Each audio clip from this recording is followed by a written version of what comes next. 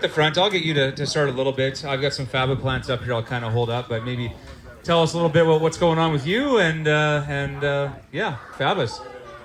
Yeah, so just first of all, thanks very much to Stamp Seeds and the family for putting on this event and for the wonderful lunch. This has been fantastic. So I work for a company, I'm the agribusiness manager for Phytokana Ingredients. We're building a facility in Strathmore, Alberta. Once we turn this thing on, we're going to be purchasing 30,000 tons of fava bean per year. And the primary variety that we're looking at is Fabelle. The reason for that is it doesn't have a lysine conlysine, which is an anti-nutritional factor that can cause, well, it's known as hemolytic anemia, but it's basically an allergen. And we don't want that. So by purchasing low lysine conlysine varieties, it really increases the amount of market access we can gain. It's great that this event was today. So it's actually a little bit of historic news for the North American plant protein market. Just came through today. So the USDA Trade Commission has put on up to 300% tariffs from protein isolates made from yellow peas that we ship to China, and they have shipped back the protein isolate. So that's going to be a huge shot to the arm to the North American protein market. You're going to see a lot of the producers, Riquette, Phytokana, Prairie Fava, anyone who's in the protein space, the plant protein space, really get a lot more business because China had been seriously undercutting the North American market.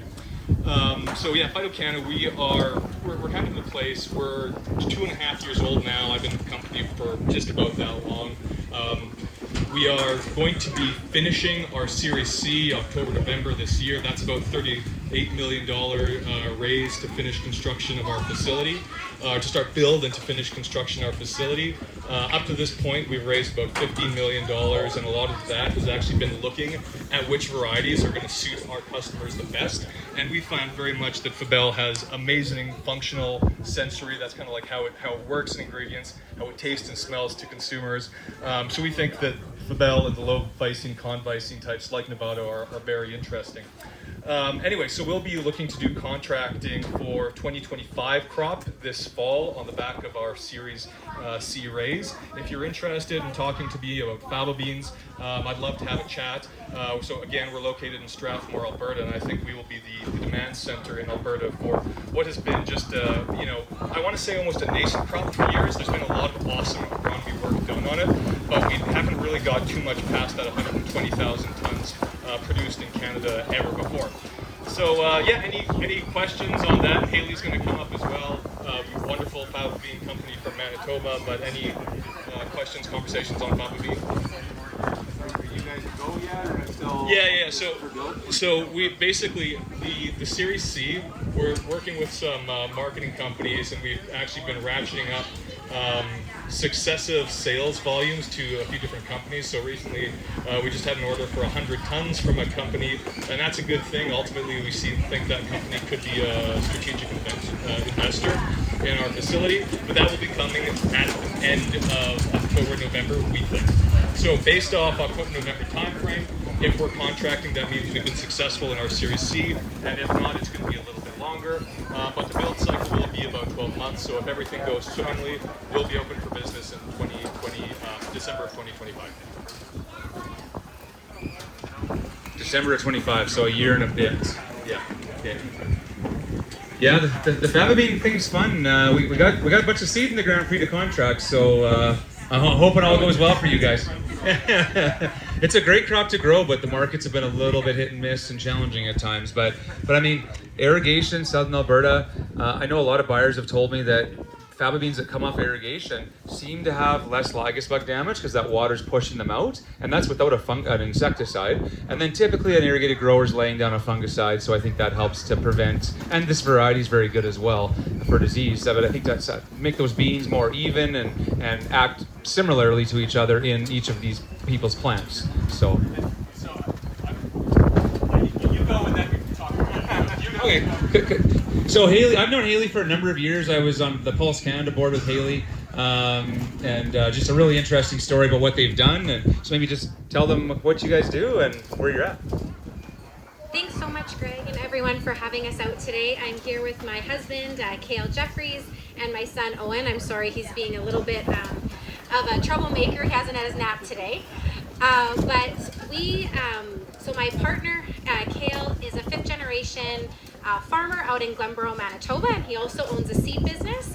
And he actually had known of Greg for a long time. And then I was going through a career change, and he was showing fava beans at one of his crop tours, and farmers were going, "Holy crap! Look at the nodules on these, these plants. We would love to grow them, but we can't find a consistent market to sell them to." So that's where he said, "Geez, Haley, why don't you do something with these fava beans?" And so next thing I know, it's been since 2015. Oh, hi. This is Owen. It's been since 2015 that we've been processing fava beans. So we own a splitting facility in Glenboro, Manitoba. We really started ramping up pulling from Alberta growers about 2 years ago, but I've known Greg for a number of years now, since the Pulse Canada days. We sell primarily in the North American market to food makers or food processors. So our customers we have a very core central amount of customers that are ramping up their production as the market grows, with consumers wanting to eat more protein and more fiber. So we do sell to food makers, and we work with protein players as well that just process the protein. So we're kind of the whole ingredient processor. So very happy to be here. We do have full production contracts. Some of our growers are here today, and we're super excited about Fava for the future. And if you want to talk about contracting, please let us know. But Greg, definitely, he's taught Kale and I a lot on the agronomic side. So please lean on him for a lot of that experience. Thanks. So if you have Faba questions or thinking about the future of them on your farm, talk to either of these people. Did you want to make a comment? I was just going to comment a little bit on the Lygus thing. So if any of you have grown fava bean before and have sold to the export market, they have a very tight tolerance for Lygus bug damage. We're still early days. We've done cone manufacturing, but we don't have a facility, so I don't want to speak too much ahead of us. But because we dehull and then turn our fava beans into essentially a flour product, we found that we're able to handle 5 and 10% Lygus damage on the bean. Once it's dehulled, we don't really see much of that in the flour, and flour color is something that's very important to buyers. One thing I don't know is whether or not the Lygus bug can vector any microbes onto the cotyledon, which would then be bad for buyers. But from what we've seen, there hasn't been any sensory functionality or color changes, even 5-10% Lygus bug damage, which is excellent because you can still get a premium for what would actually be a pea crop. So just so you're aware, Fabas do use more water than peas. They're longer season. They like that late season moisture. So that's why it's not a dryland crop in this area. When you get into more of the high water use areas or higher moisture areas, then yeah, that's fine. But in this area, expect to put on a few more inches of water than most other crops you grow. So there's been years where, actually even those really hot years, a couple of years ago when we had like the 35-degree days in late May through June for like a really long stretch, we had leaves wilting like this. The leaf would like kind of die off, whatever wilt ended up dying, and we were irrigating like for a month straight, and we still ended up pulling off like 90 bushel averages that year with that extreme heat. So there's a lot of talk about heat blast past 28 degrees. On irrigation, I really haven't seen that. If you're running that pivot constantly, I really haven't seen that heat blast impact us in too big of a way. So yeah. Any Faba questions or end user questions or thoughts? Weed control. Yeah, so we treat them very similar to peas. So Edge or Authority, or so very similar products that are registered on peas. Typically, they're all registered on Fabas, but obviously checked. But for us, it's a very similar program. Typically, we're doing Edge. If we have a kochia concern on a field, we may layer on some Authority as well, just for better control in, say, the poor spots of the field where kochia may come. And then in crop, Viper is typical. If we want to beef up the Bazagran control, we might add more Bazagran to it. I kind of like to do like our group 1 pass separate from the Viper. I feel like you get some deactivation if you tank mix them sometimes, either way. So I'd like, if you have to, I'd maybe do your Viper and then you come in a little later with your Assure 2, or like your group 1 grassy product. And then fungicide timing, different than peas. Peas, you want to go kind of first flower to 5% flower for your first pass. We typically do 2 passes of fungicide on peas on irrigation, that maybe 2 weeks apart, and typically 2 different fungicide groups to help with resistance risk. On Fabas, we just wait. So we just wait until we say disease come in. If it doesn't come in on the leaves, it's more just keeping those leaves alive longer. Then we'll just come in late July, over the past week or so, and come in and spray a fungicide to get it to the end of season, and then it can mature. So that's the different strategy there. They're big seed size, so it can be challenging to plant. So that's one conversation about how to get them through your drill. A Fabelle is on the larger side for seed, so it can be challenging to get them through some openers. So that's more of a conversation to really think about, and maybe grab a sample and test it through your drill if you're real concerned. Seeding rate, I want 4 plants per square foot. Although on this field we targeted 4.5. I feel like going to 5 plants per square foot is better. There's a yield curve where your money versus your yield response, flatten levels out. I feel like we should be closer to 5 plants per square foot. So we were 4.5 here, but pounds per acre, I think we were close to 300 pounds per acre actually. So. As much as you can do before you plug. Yeah, as much as you can do before you plug your drill. Yeah, so we've had people double seed them.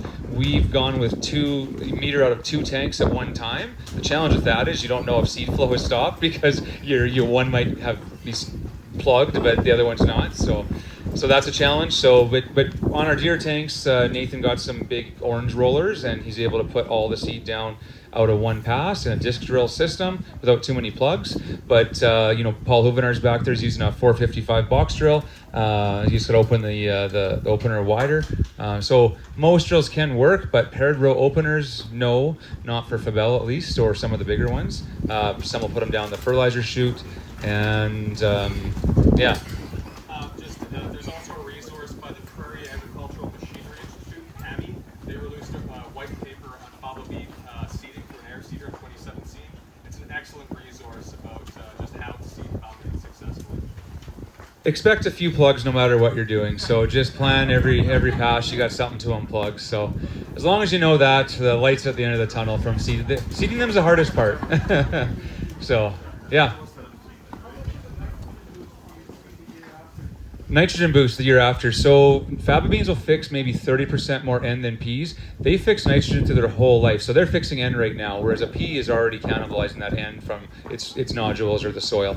And so as a plow down crop, you're going to get as much as clover. If you go and harvest this crop like we normally would, I would figure about 80 pounds of available nitrogen is available over a course of a year and a bit. If you do tillage, it's going to be available faster. If you're no-till, which I don't recommend even heavy harrowing after a Faba bean. If you heavy harrow after a Faba bean like this crop, it breaks down so fast that you're going to have some wind erosion in this area. So avoid the heavy harrow in the fall. Drew. No, this is a question. I'm prompting a question for you. So, what is the disease resistance versus peat with Metamyces? Oh yeah, Menophyses. It's not susceptible to it. So I think it could be a host, but it's not susceptible. So if you got a Menophyses, it is a solution to your crop rotation issues, or to spread your rotation so you can keep peas in your rotation longer. So thank you, Drew. You can keep those Faba beans.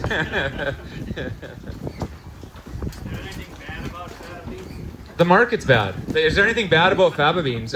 They like lots of water. If you get hail, they get shredded easier than some crops. So the crop insurance coverage isn't real great for Faba beans. So know that going in, your coverage isn't real high. If you get hail, they get beat up pretty easily. They will regrow from hail, but they're going to be late and damaged and ugly for these guys to buy, right?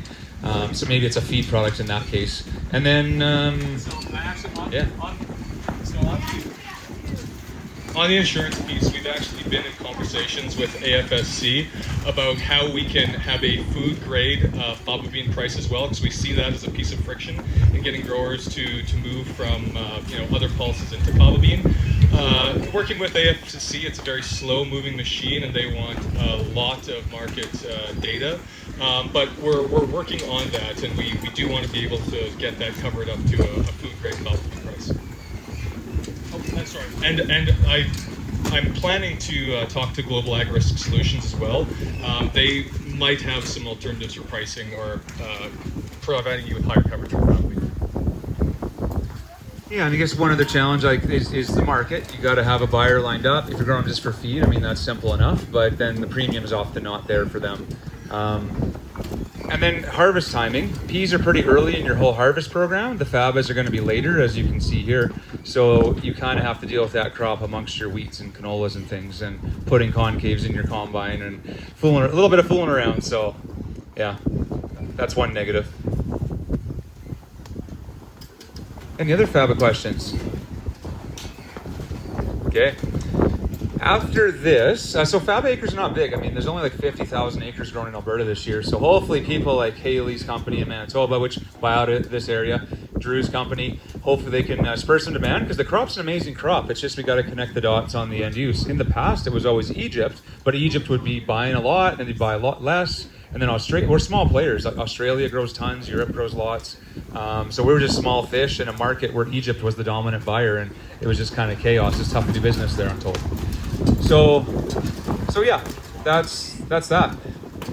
The last few things on our tour today is we're gonna go over and take a look at the pea plots behind us over here. So basically we'll go look at those pea varieties. We got a green pea forest, and then we've got a few different new yellow peas. What's new in the yellow pea world is we're launching 3 brand new yellow pea varieties this year, which is amazing. It's always fun to launch 3 brand new varieties at once, because it's like, oh, how do we pick what you should buy or you should buy? So the challenge is, and maybe I'll speak about it a little bit before we go outside, is a lot of new varieties coming. On irrigation, at least, we've found the AAC varieties out of DJ Bing's program have been amazing varieties on irrigation or long season situations. The CDC varieties may be okay on dryland, but we've just struggled with getting yield out of those, especially on irrigation. So for me, if I'm growing something on irrigation, it's only an AAC variety right now until I see otherwise. So what we've got coming up there is, what we're launching this year is one called PS Boost. It's from DL Seeds. It's licensed to Patera Seeds in Manitoba. We're growing that variety under or with them. And so it's a high protein, early season yellow pea. We've got the Julius, which you guys have seen probably 4 years ago on our field tours, and that variety looks amazing in the plots. And Julius launches, and Beyond as well is launching. Beyond was our highest yielding yellow pea last year, but it was on a great field last year, and we just had the one field, so it wasn't a fair comparison. But the Beyond did really well. We had we had good germination because of that sea coat breakage risk. It's in the charts. It says it's got sea coat breakage risk, but we didn't seem to see that. So, I see Blair shaking the draw. You got to enter your name for the draw as well. Don't let me forget.